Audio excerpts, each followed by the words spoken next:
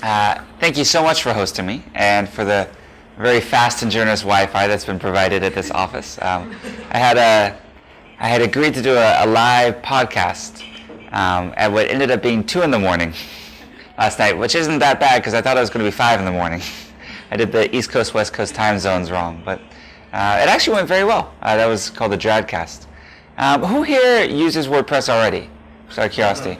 Oh, pretty much. I guess you wouldn't come otherwise. Otherwise, you're in the wrong office. Yeah, I know. Yes, all the burn media. Yes, you call it. Which is very cool. WordPress is actually turning 10 years old in exactly 2 months on May 27th. And when it started, I never ever would have imagined that I'd be here in South Africa talking to WordPress users or anything like that. Just the entire concept of it was quite foreign because really it was just creating the software for myself and building the features that I wanted and a few of my friends.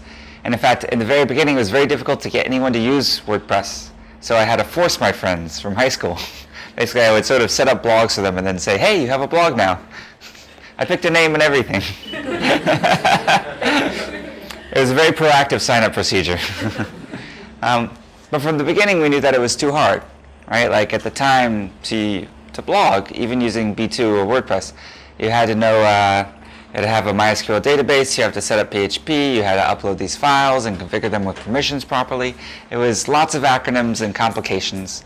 And so that's why about 2 years later, I started WordPress.com to try to bridge that gap, that technical gap. So, WordPress's mission has always been to democratize publishing for the world. And but it was obvious that if you needed, to even spell FTP to be able to do that, that would be too hard.